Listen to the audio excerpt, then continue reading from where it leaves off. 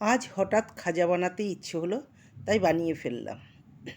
একটি বাটিতে 2.5 কাপ আটা, সামান্য নুন, হাফ চামচ বেকিং পাউডার, 2 চামচ সাদা তেল ও 1 চামচ ঘি দিয়ে ভালো করে মিশিয়ে নিচ্ছি।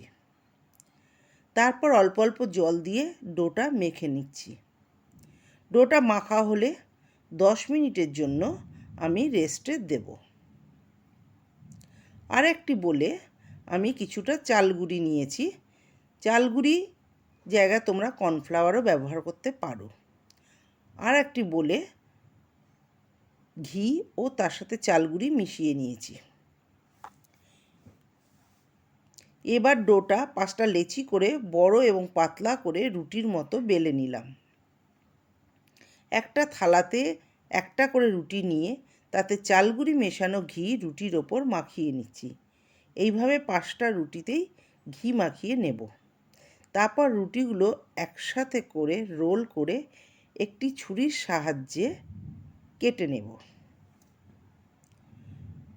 হঠাৎ আমার খাজা বানানোর ইচ্ছে হলো এই কারণে যে অনেক দিন হয়ে গেল আমরা পুরীতে যাচ্ছি না। আগে প্রতি বছর একবার করে যেতাম, তাই হঠাৎ পুরীর কথা মনে পড়তেই খাজার কথা মনে পড়ে গেল। এবার একটা ছুরির সাহায্যে আমি রোলগুলোকে কেটে নিচ্ছি। তারপর রোলগুলো আলতো হাতে বেলে ঠিক এইভাবে বেলে নিলাম। একটা ওভেনে কড়া বসিয়ে তেল গরম হতে দিয়েছি।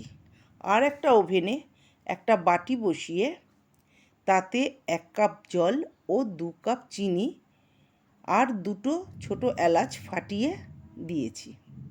শিরাটা বানিয়ে নিচ্ছি। একটু চিটচিটে হলেই নামিয়ে নেব। তেল গরম হয়ে গেছে, এবার একটা করে তেলে ছাড়ছি। অবশ্যই আঁচটা লোতে রেখে ভাজতে হবে, নয়তো ওপরটা পুড়ে যাবে আর ভেতরটা কাঁচা থেকে যাবে।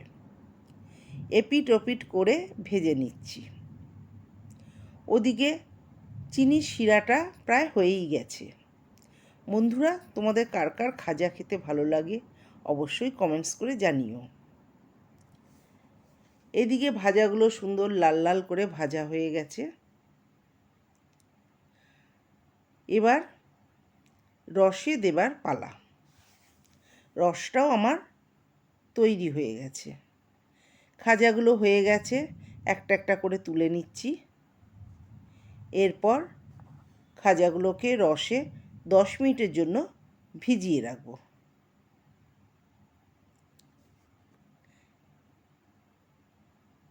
দেখো বন্ধুরা, আমার খাজা রেডি।